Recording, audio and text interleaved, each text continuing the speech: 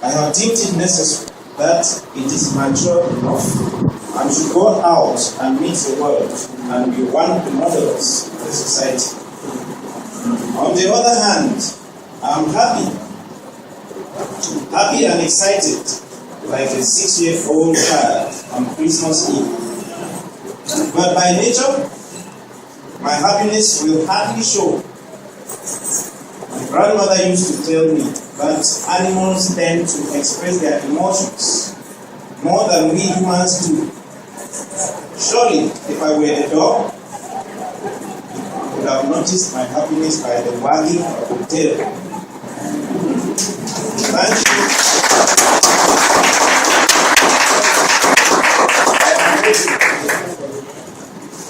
When in the early years of my life, some circumstances placed me under the care of my grandparents, little did I know that something was cooking in the heavenly pots. It was from them that I learned so many things about life. For instance, I was told that generations ago, our forefathers were living in organized societies and led exemplary lives with great moral rectitude. I was made to understand that in those days, there was no secrecy or privacy, that you did not need to lock your door while away from home, and that men and women usually moved about naked, and yet there was no sexual immorality. That was long ago, before the missionaries came and Christianity put forth a set of rules that man was to follow if he had to be in good terms with God. Colonial masters also came and defined a set of principles that were to govern states and their citizens. Thus, one would have expected that life and morality should get better as each day passes, but it, unfortunately, is not the case. Moral standards have continued to fall, and the level of immorality gradually reaching the peak, especially amongst the youths. On their part, some parents have failed to take their responsibility, but others have been up to the task. In Niamey, my hometown, the situation is not the least different. You find poor parents who are willing to educate their children, but they end up dropping out because of one flimsy excuse or the other. They eventually remain at home, smoking, gambling, stealing, and doing all sorts of bad things. The youths, in actual fact, must be conscious of the basic expectations that the parents and the society need from them. They must be conscientious, humble, obedient, and responsible in order to succeed in life. They must never fail to listen to their elders, for wisdom is the fuel of life. It is needed for every step we take or move we make. Yet, none of it is innate, and we are bound to acquire it by our positive interaction with others, especially the elderly, for experience of life is synonymous to wisdom. My sojourn with my grandparents helped me a lot in this aspect. My grandmother in particular is a woman of great wisdom, so poetic and figurative in her language, and above all, a good storyteller. I remember a time I came back from the university looking lean and weak. She welcomed me and was not happy the way I looked. When she asked me what had happened, I said it was due to malaria and hunger. I was speaking and moving towards the backyard. When she asked where I was going, I said I was pressed. Then she laughed and told me that if I could be complaining of hunger and still be pressed, then it means at least I was having a bit to eat.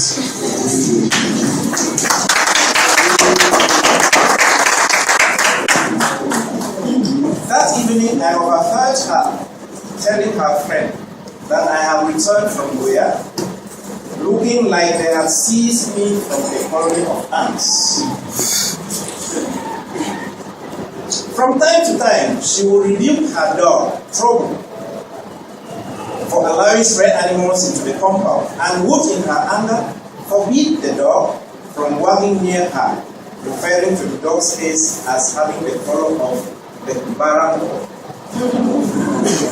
When she has first acquired the dog as a puppy, she immediately called it Trouble, meaning trouble. And I was curious. She told me that once the little dog, being of the female sex, reached maturity, it would begin to attract the wildest males into the compound. This was the woman I grew up with. Everything about her was a source of inspiration for me. In fact, she is one of the characters in the book. Her wisdom in particular gave me a base of life that we are celebrating today. That of always striving to be morally upright, no matter the circumstances. It was for this reason that 15 years ago, after having observed what was happening amongst the youth of my hometown, I decided to do something about it and immediately put my pen on paper with the hope of contributing in my own humble way to the betterment of our society. And today I'm happy that my efforts have come to fruition and my dream a reality. In addition to handling the issue of juvenile delinquency, which is the main theme, the book has also frowned on other ills plaguing our society, namely corruption, gender inequality, and drug abuse. It is my greatest wish that as many youths as possible should read this story and tap something from the numerous lessons that abound in it. I'm fully aware of the reading culture of Cameroonians, which has fallen drastically in recent years, probably due to the advent of the internet, the mobile phone, satellite TV, and other means of entertainment. But books have their unshakable place in our lives. Literary works, especially fiction, nourish the brain and mold the mind. Not only do they entertain and teach us, but they also educate and furnish us with wisdom. While in secondary school, precisely in Form 3, we were made by the English teacher to read at least 3 novels every week, after which we would give a summary of each novel and a series of opinions about the various characters in it. We would grumble at times, but we were forced to do it because it was part of his evaluations. How I wish I could meet him today, congratulate him, and tell him what I have become because of his initiative. It is then obvious that the importance of reading as an extracurricular activity cannot be overemphasized. Each and every one here is either a parent or a would-be parent. We should take it a responsibility to keep a small library at home and stock it with fiction books, especially novels for the children. The more they read these books, the more they come across various experiences of life and tap some wisdom from them. Another important aspect of reading, especially for the learner, is that in the course of reading, you get versed with spellings of words and their use, learn new words and expressions that seep into your subconscious mind, and then the end result is a great improvement in both written and spoken English. There is one experience I came across in the course of writing. From time to time, I found myself using a word that sounded unfamiliar to me at first, but when I consulted the dictionary, I would discover that it suited the context. Those are the benefits of reading, and they do not only trickle naturally to the academic performance of the learner, but also go a long way to improve self-esteem and confidence. I cannot end without throwing more light on the title of the novel. A ladder generally gives the impression of height, and if it has to break, then a fall is imminent, and someone's hopes dashed to the rock.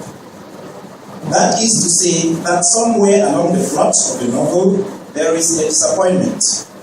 It is left for the reader to find out what went wrong with the ladder before it broke, and the aftermath of the breakage. The breaking of the ladder also connotes 2 falling standards, especially amongst the youth, namely morals and English, which are the raison d'etre of the book. Wow. Finally, before I read one of my favorite passages in the novel, I would would like to thank my wife and children who accompanied me through the long and tedious journey. I equally thank those who have contributed one way or the other to the success of this event. I'm particularly indebted to the various editors, especially Mr. Hassan Yusino, a lecturer of English language at the University of Boyer, Mr. Boma Charles, not forgetting Mrs. Genevieve Benko, Ms. Komita Cynthia, and Mrs. Amawa Elisa, all teachers of English language and literature. I salute Mr. Sir Edwin, the chairman of this occasion, for his encouragements and advice. I also acknowledge the mentorship of the following elders: Mr. God Hanser, Dr. Bengu Tobias, and Mrs. Jeba Evelyn. I would like you to give a round of applause for Mr. Bushu Batlomi, my friend.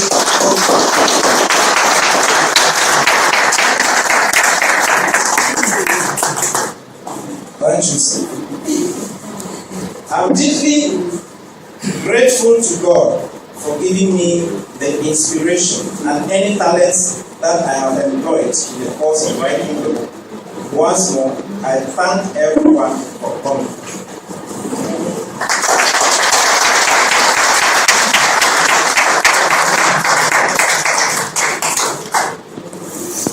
Okay, we shall now listen to one of my favorite passages in the book. There are many of them that I really love reading. This one is one of them. Enjoy it. So enjoy page 121. Give me your ears, please. The following day, Kemkia decided to pay his godfather, Wiba's father, a visit. Kemkia also had the intention of spending the night at the old man's because he always had good stories to tell. As soon as his father had approved of the idea, he first went to Wiba's house to borrow a radio receiver. Wiba had just returned from the farm and was putting a few things in order. When Kemkia knocked the door, he shook with fright and welcomed him. A raffia fiber bag stood between his legs. The presence of Kemkia made him more nervous. He soon carried the bag to the bedroom. The guest wondered what should have been the contents of his host's bag and then demanded to use his radio receiver for the next 3 weeks or so, since he had written the GCE exams and would be looking forward to the release of the results. Wiba said it was okay. Then he entered the bedroom and brought a small black receiver as well as a packet of cigarettes. He told Kemkia that as far as he knew, he would pass those exams because he never jogged a bookworm. He then took a stick of cigarette and lit it. He was about to put down the packet when Kemkia boldly stretched his right hand and demanded to have a stick. Wiba peered intently at him, sighed and said, "I don't have enough cigarettes to waste some." But Kemkia insisted, saying that he was used to it. "I used to smoke with my friend when we were preparing to